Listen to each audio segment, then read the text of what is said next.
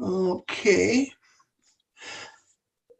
So I see that it's 4:30, April 6th, so I will call to order the Dunn County Solid Waste and Recycling meeting to order. And I didn't have a chance to take the roll call. 1, 2, 3, 4, 5, 6, 7. So we have a quorum. And I think we're just missing a couple people. If you can write that down then, Morgan. We're missing Forrest Johnson and I think we have Ryland and Yeah, I'm here. I was there. I think we're missing Zenon yet too. Zenon's here. Oh, Zenon's there. Oh, there's Zenon, yeah, okay. It's like Hollywood Squares on this bloody thing. okay. Did everybody have a chance to read the minutes for March 2nd? And if so, would somebody like to make a motion to approve the minutes? Tim Leadow approves the minutes. Would there be a second? Terry here, I'll second it. There's been a motion and a second to approve the minutes for March 2nd. Any additions or corrections? If not, we'll approve the minutes as presented. All in favor, say aye. Aye. All right. Opposed? Motion carried. Before we go into the staff report for Morgan, our county manager, Paul Miller, was at a joint town and city meeting March 30th, which comprised of the town of Red Cedar and the town of Menominee and the city of Menominee. So if you could just give us a little update, what went on and what was their concerns or just whatever. And maybe afterwards, if any members have a question, we can certainly ask them. Sure. Mr. Miller, would you give us a little update? The joint town city plan commission meeting invited us to attend specifically to talk about the transfer station. And they took the opportunity to express their concern about having a site where non-mandated recyclables can go. There were some stories, some anecdotes about some dumping that has occurred, but less of that than there was just the general expressed concern that they are beginning to hear at the town and the city about where people can take non-mandated recyclables, which isn't to say that it was all negative. Deb Gottliebson, representing the town of Red Cedar, indicated that she had a couch that she needed to dispose of, paid a $42 fee, and it was picked up at the curb by, I believe, Menominee Disposal. And she found that to be easier than hauling it to the transfer station. But that having been said, the others made it pretty clear. They think that it's something that the county should give serious consideration to doing, selling the transfer station to a private entity, so it can operate as a site for non-mandated recyclables. And they encourage the county to do that sooner than later. My response back, besides appreciating what they were saying and promising to convey that to this board, as I am doing, was that the county is in the process of evaluating the range of options when it comes to the transfer station, which includes sale, potentially, or leasing, potentially, or mothballing it, or putting it perhaps to some other use. Facility, we've talked, one of the things that came up recently was the possibility of using it as cold storage, as long as the building can be secured. So I said that the board and the county ultimately are taking a deliberative process. It's not necessarily something we're going to be able to decide in a speedy fashion because we want to give thorough consideration. I mentioned the possibility that perhaps some of the towns may come to the county at some point in the future and ask that the county again operate some manner of solid waste or recycling program as they get a handle on their own needs. Frank Bammert from the town of Menominee expressed that he didn't think that was likely to happen, but I've already heard, again, secondhand from other towns that maybe it's more likely. So opinions will diverge on that point. The bottom line, they do feel the need to address that element of recycling in the county.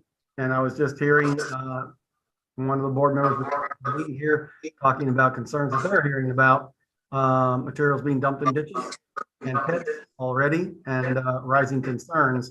So it's something that we do need to be aware of, which doesn't mean that we need to rush to a decision about what should be done with the transfer station itself. And that's my report. Thank you, sir, very much. Could the board members, please, like, you mute yourself if you're not speaking, because we're getting a little feedback when the county manager was speaking. If you have any questions for the county manager about that meeting, could you please ask them now? I've got a question, Steve. Yep. Probably for Morgan, or where do you take used tires? Good question. I know of no place where you can take used tires, except you can if you live in a service area for, at least I know Menominee Disposal, I believe, is offering curbside tire services. I think, at least for the town, at least one of the towns that they service. I've been told that their cost for a car tire is $18 picked up. But I don't know for sure. There is no place that I'm aware of where you can bring tires to. Okay. That used to be us. I got a call today from somebody who had asked about where they could go with bulk tires. And I said, I really don't know. I said, you can call some of the local haulers. They may or may not be taking them. I gave them the number to Liberty Tire Recycling, who the county used. And they do milk runs in this area to tire businesses and things. So if they have if this individual had a bulk quantity on his farm, he may be able to pay a fee and have them picked up by Liberty that way. But I am unaware of anybody who is openly accepting tires in the county. Thanks, Morgan. If there's no other questions for Morgan or the county manager, I think we'll go right into your report, Morgan. Okay, a couple of things before we get into number one there. Did get a call from the DNR last week from Troy Gansluckner. He wanted to come in and do the final inspection for the transfer station that week. And I told him, well, I said, I'm standing in front of a 3,000 pound Gaylord alkaline battery sorting right now. I told him it was just Mike and I left, and we were still processing several commodities from last year. And he was very surprised that all the staff had already left. And I said, well, actually, the bulk of the staff left in third quarter last year, as soon as they knew the division was closing. So I said, we struggled through the end of the year. We converted some of our attendants to basically LTE status with the county to keep the sites open through the end of the year as requested by the municipalities. And I said, ever since then, it's been Mike and myself finishing up the processing at the transfer station. So he was very understanding about that and said that he will call back late April into early May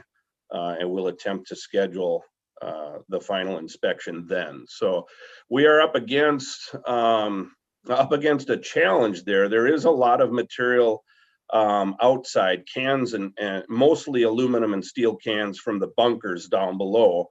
Before we emptied those, and before the snow flew, some of that blew around. We picked up a lot of it. Then the snow flew, covered everything. Well, the snow has recently melted now, and we have cans and bottles to pick up out there. So the problem is, Mike and I are still working through commodities in the transfer station. We finished electronics today. Those are shipping next week. We finished all the non-ferrous. We shipped 2 53-foot van trailers of non-ferrous metals last week. That's going to be a really good paycheck coming in.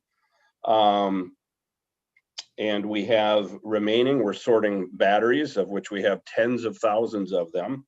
And we're sorting out ink and toner cartridges. So those are the last two commodities to go.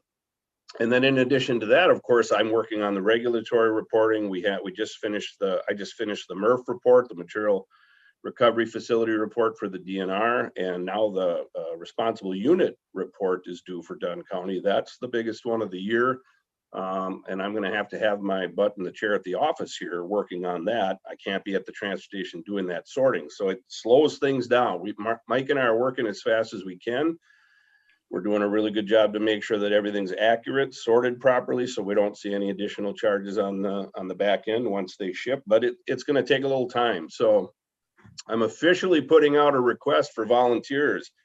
Any of you that want to come down, work out in the sunshine on a good day and help us pick up cans and bottles. Anything that we pick up on the property, we are shipping to Pierce County so that we make sure that that gets recycled. Mike and I are going to be taking several van and trailer loads of materials that we've cleaned up.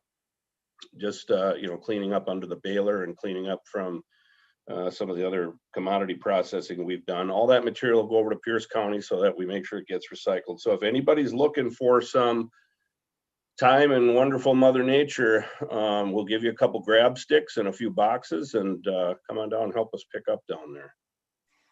I did talk with with Sheriff Big at the last all-staff meeting and requested of him that he ask his constituents if we could get any community service guys out there, people in the jail, that need to get out and do some work. And he said he was going to check into that. I have not heard back from him yet. So, but we could definitely use a hand down there. So, and in addition to that, another open invitation for any of you, if you're curious, how the sorting of these commodities is done and, the phase of processing that we're in down there, give me a call and stop in. I'd be happy to show you. Mike and I are typically there from 5 a.m. to 1 p.m. Monday through Thursday, typically. That's a pretty reliable schedule for us. So if any of you do want to stop in and see that operation, learn a little bit about batteries, cartridges, electronics, any of that, and how we process that stuff, feel free to call me and stop in. I'd be happy to show it to you.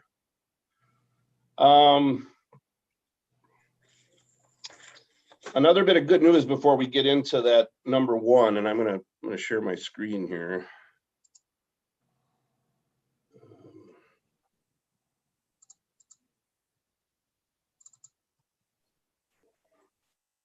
Everybody see this letter? Mhm. Well, the good news is that, we submitted the clean sweep report last month, and we, as you'll see right here, we got the full amount of our allowable grant. We got paid that just the other day, so $10,000. Morgan, we're not seeing a letter. We're not seeing the letter, just the Menu. Yeah, click on it, Morgan. menu. I don't Hit know why, clean because sweep. I'm screen sharing. Just double click on clean sweep. There you go. Yeah. I did double click. I can see it. Can you see it now? No, Nope. we still see your menu screen. Yeah, it's weird. It says you are screen sharing, and it shows the. It You have shows to, the you have letter. to select which screen you share, because if you have more than one thing up, it'll you have to pick the right one.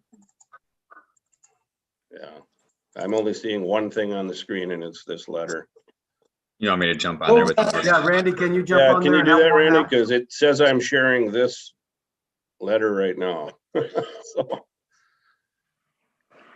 well, the good news is that we got the full $10,000 of the allowable grant that we qualified for, and the $10,000 was for the household hazardous waste component.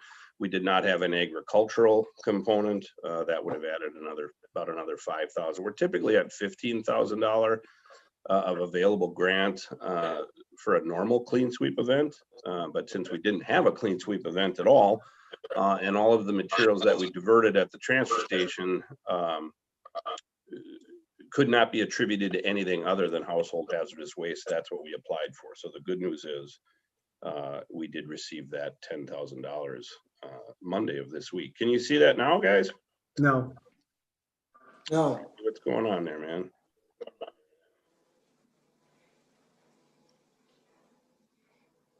there. Now we see it. Oh, okay.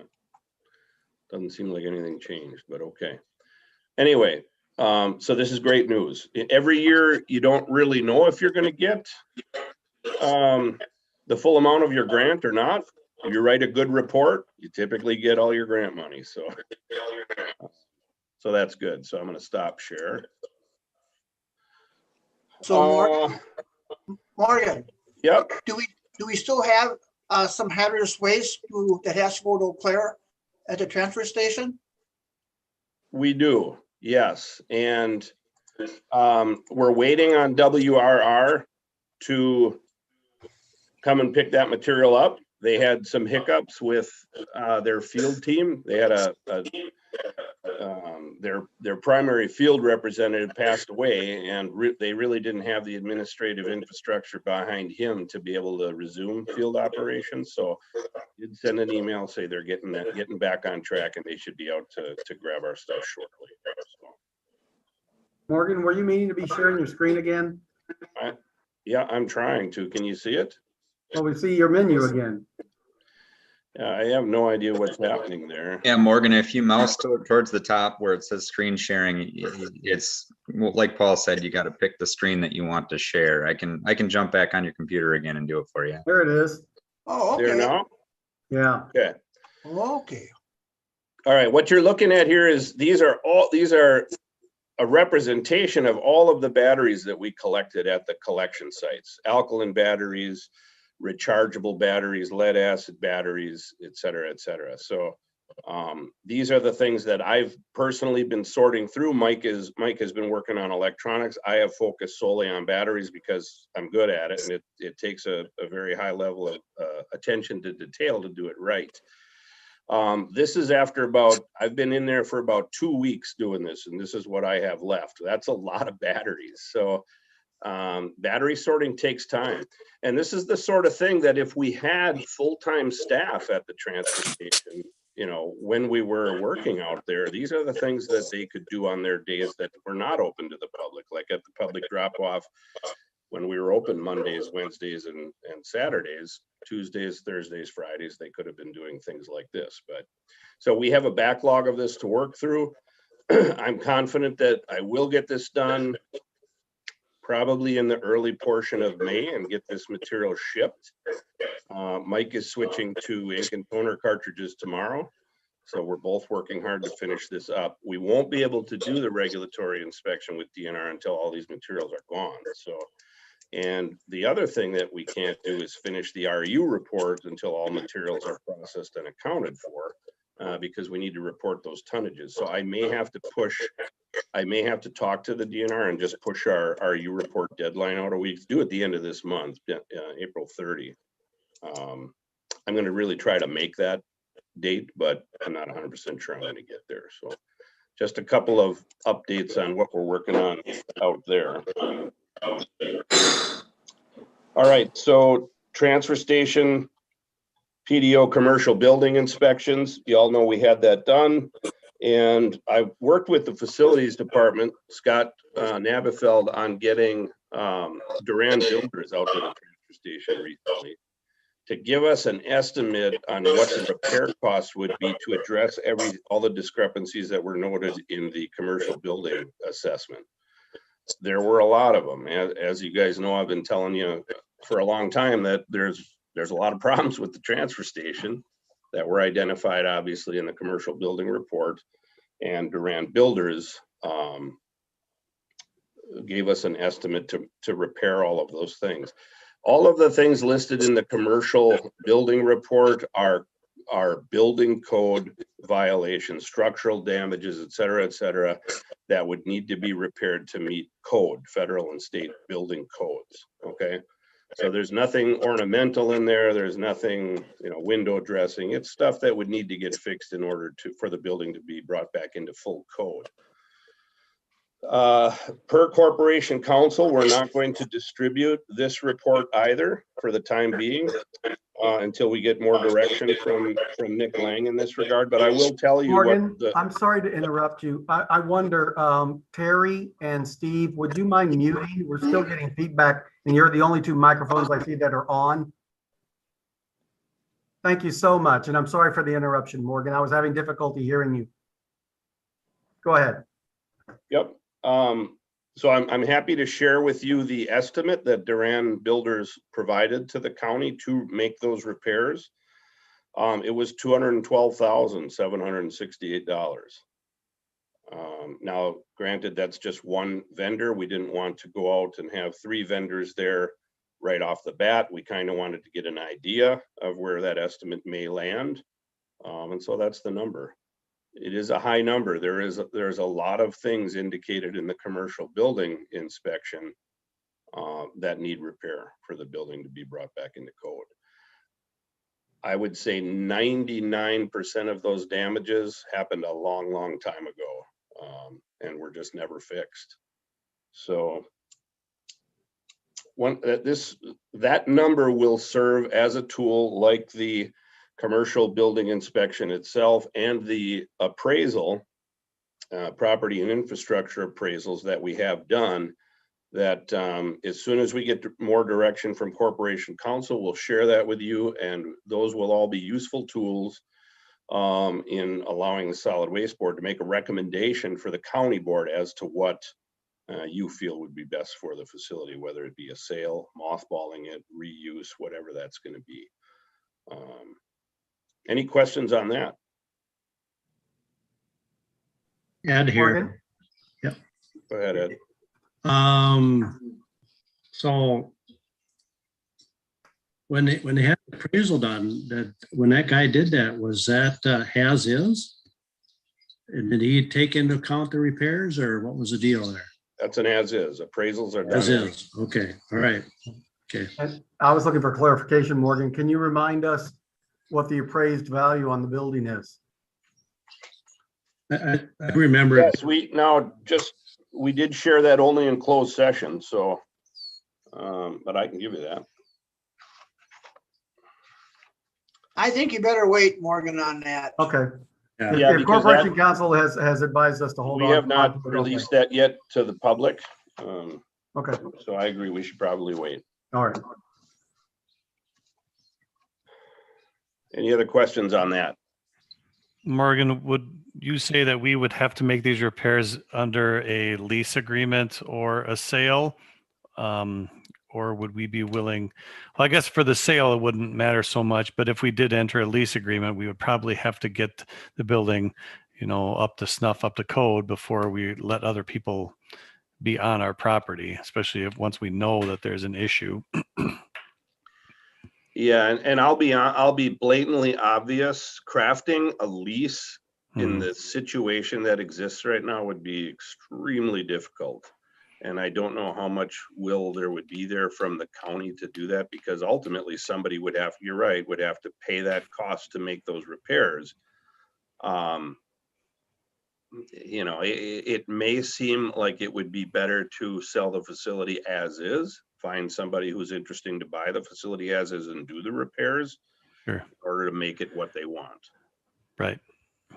Because I just don't know, Zenon, how we would craft a lease and assign those responsibilities in that. Well, yeah, it would be difficult because you have clauses to get out of your lease. And if you're trying to recoup the costs of all the repairs that you did and somebody gets out of their lease after 3 months or something, though, we might be in a tough spot. So, okay, that's the way I'm thinking about it too. Thanks. You bet. Someone else had a question, I think. Anybody? Okay. Well, there will be plenty of time for you to review all 3 of these reports in the near future here. I know Corporation Counsel's just trying to get everybody's ducks in a row here before we share that information publicly. So look for that soon.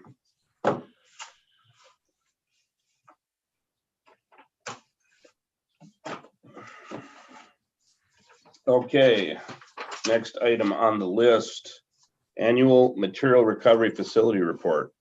That's our MRF report. So every year at the transfer station, the DNR requires all licensed facilities, of which we were in 2020, to submit annual MRF report.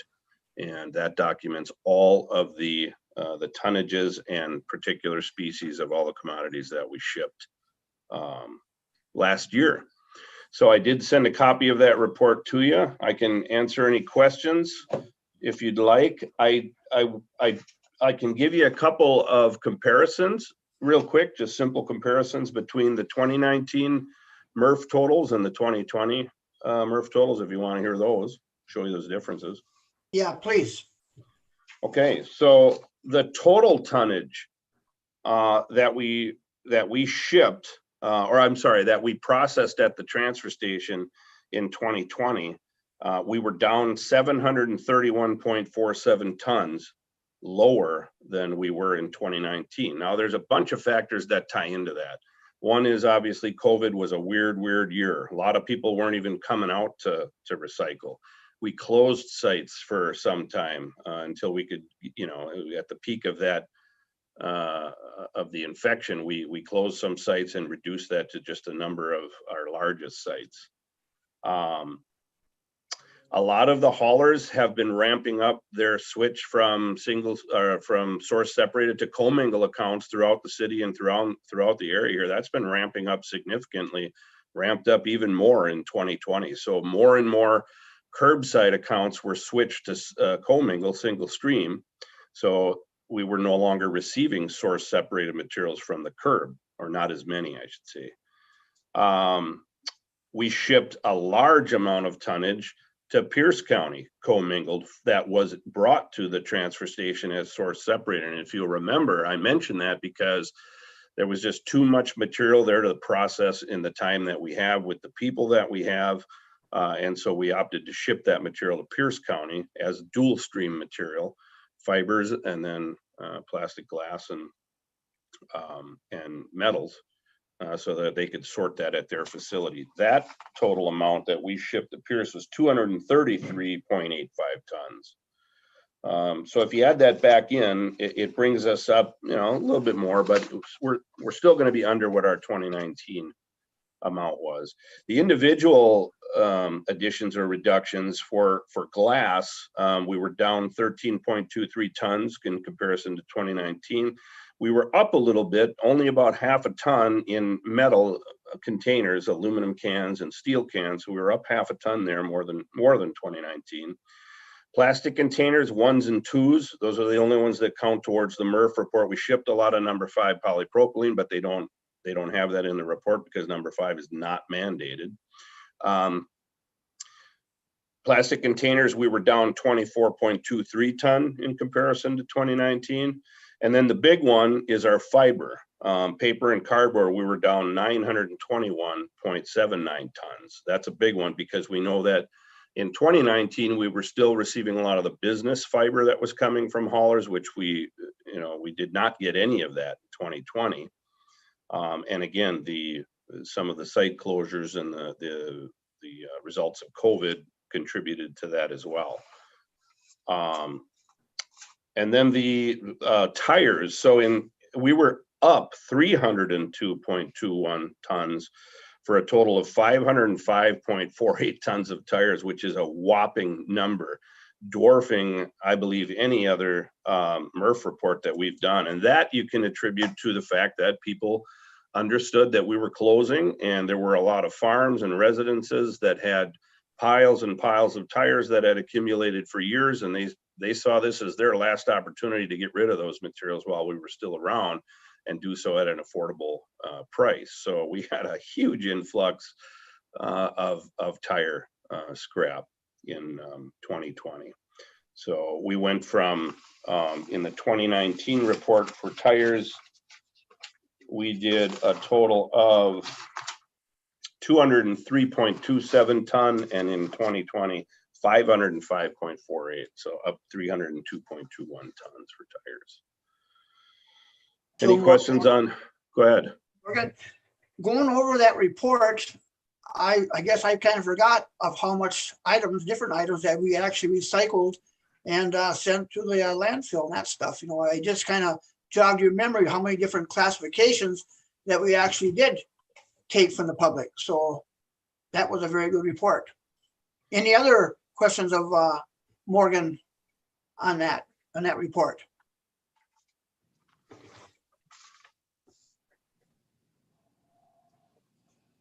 Okay.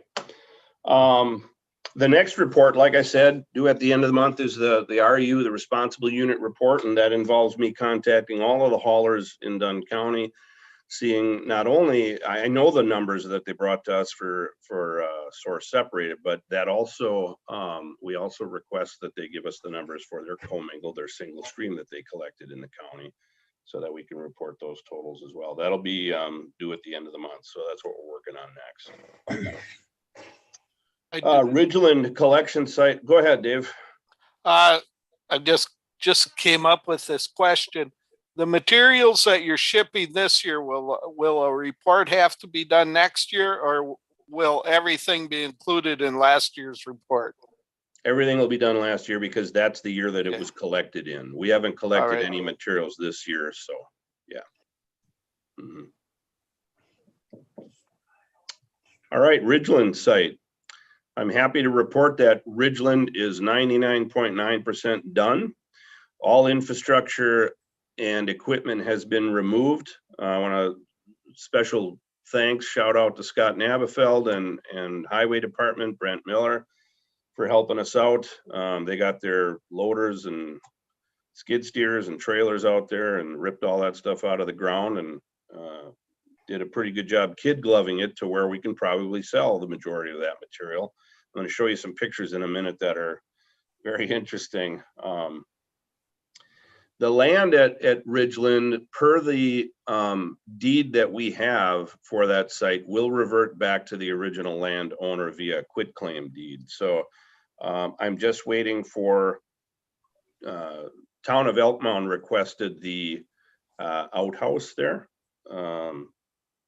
So I had Highway excavate that and put it on the ground, and Tony Christopherson is going to be coming to the site to get that. We had it pumped and it's ready for him to pick up. That should be done this week, I'm thinking. And then after that, the site will be ready to return back to the original owner via quitclaim deed. I'm going to attempt to share some more pictures with you here.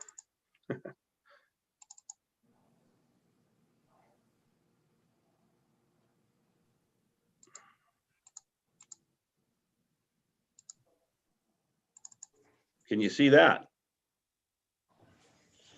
Yep. Okay.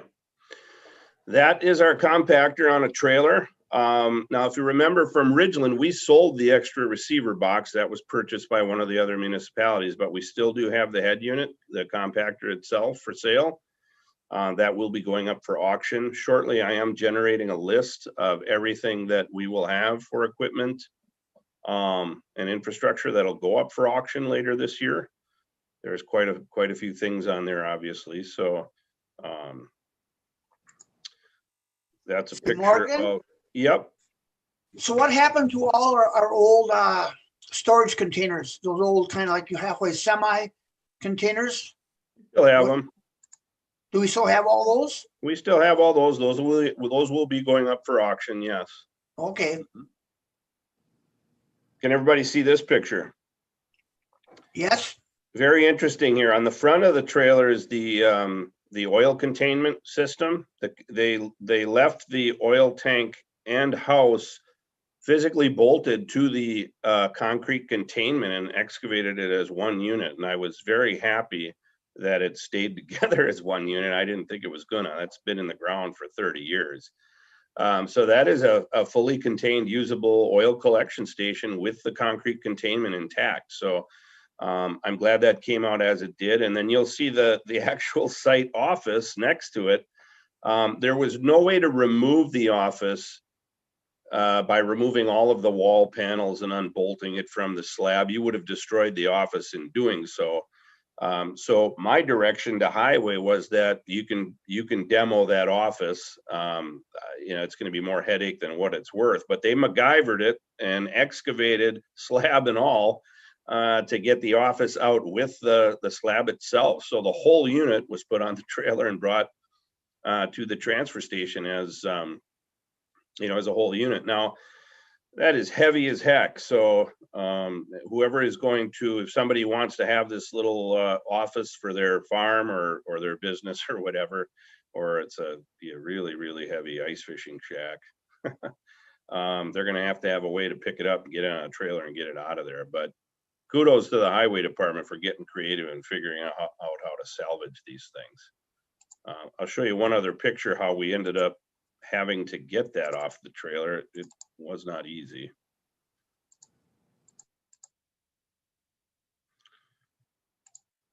Here's one more picture of the office itself from a different view there. See the actual door of the office. Looks kind of weird on a trailer. Been in and out of that thing 1,000 times, but. And then last picture here.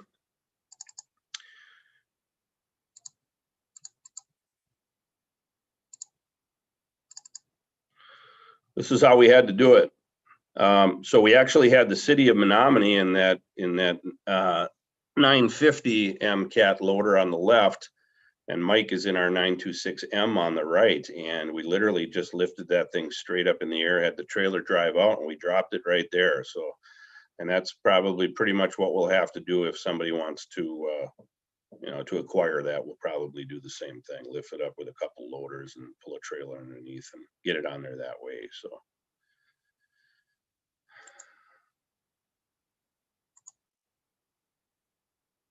Okay.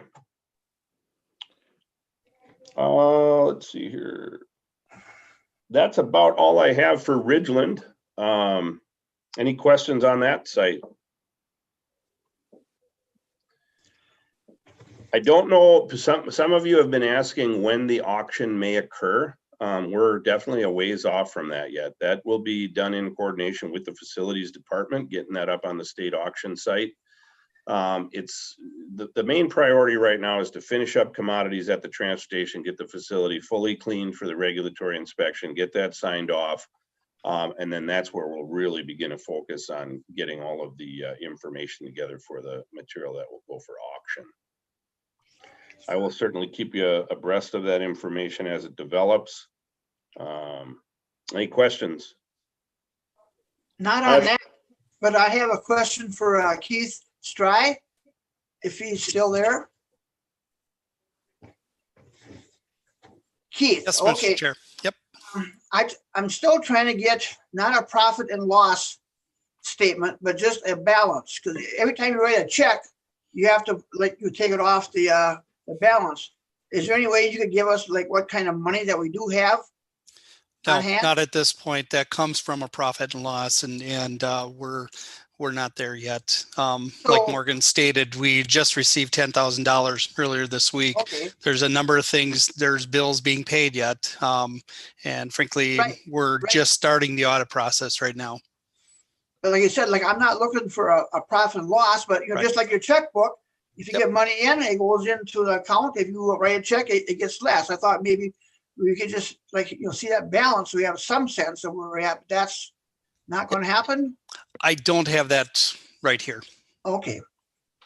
We also have about, I think, $13,000 outstanding from accounts yet. And I'm working with Corp Counsel, working with Keith on getting appropriate letter out to those folks who are delinquent on accounts. A couple of those I think are just from transitions, like Advanced Disposal still owes a little bit over $10,000 to the county, but I think that's because of all the confusion with their integration with GFL and Waste Management. People were scattered to the winds and are in all different kinds of roles now. So I'll be working with them here in the next couple of weeks here to button that up. Nick Lang looked into some of the other accounts. There have been some bankruptcies, so that's another reason why we would not have received funds for delinquent accounts. So like Keith mentioned, we're still buttoning up a lot of loose ends with regards to that. So it's really hard to give you a checks and balances at this time. You will get it eventually, but. Okay. Are there any other questions for Morgan? Tim? Yeah, I have a question regarding the disposition of the loader. Is that going to be part of the auction, or are we going to keep it as a asset for the county? The goal right now, it's intended that the highway department has an interest in that and will be acquiring that loader. Okay, thank you. That's the understanding right now. So if the county gets the loader, are we going to have to put different tires on it? Not just the solid rubber ones, or do they take it as is? They would take it as is. I think their intended use is to put that in their new salt shack that they're building. And it would be perfect for that. So, Okay. yeah. Any That'll other have questions? to be worked out yet, as far as when that will happen and how it will happen, but we'll keep you abreast of that as well. Any other questions or comments? So you think there's any need to have a monthly meeting, or can we just get reports and maybe have a meeting every couple months? Unless Absolutely. something really important comes up? What do you think, Mr. Bartlett, County Chair? To save a little money. I would say that you wouldn't have to have another meeting until things get close to the time when you've got all the information that you need to go ahead and decide, give the county board a recommendation whether to lease or sell. In fact, I don't even know if you need to have that recommendation. Maybe you just have to come up with one recommendation, and that is that either we want to lease it or we want to sell it and put it out at bids. And if the recommendation is to sell it and put it out in bids, I think probably that's the route to go, is you just need that recommendation. But if there's no business to do, why have a meeting until you get all that information ready? Maybe it'll be June or July, I don't know, but whenever the information is ready, then would be the appropriate time to have a meeting. But maybe like Morgan, you could just give us an update like once a week or every 2 weeks, just a short update, what's going on. So we're kind of a little bit up to speed. And like you say, if something important comes up, we can definitely go on to have a meeting. But in the meantime, I think we'll just play it by ear and just kind of be updated by you. If something does come up, we'll schedule a meeting. Yeah, I agree. I think that's a good approach. And like I said, the next big thing for you guys to assess is, I'll be speaking with Nick when he gets back from vacation. It's out the next couple of days, but we'll talk about when we're going to release those 3 reports for you all to see in detail. And that's going to give you, the tools that you need to make a recommendation to the county board as to what the ultimate fate of the transportation will be. So I think that'll be the next big one. I'll keep you abreast on the inspections, on the shipping of commodities, the revenues we're receiving for those commodities. We did ship 22 tons of mixed rigid plastics last month as well. That brought in about $1,800, and that's 22 tons of mixed rigid plastic that we kept out of the landfill. That I feel really good about that. So I'll keep you up to speed on everything.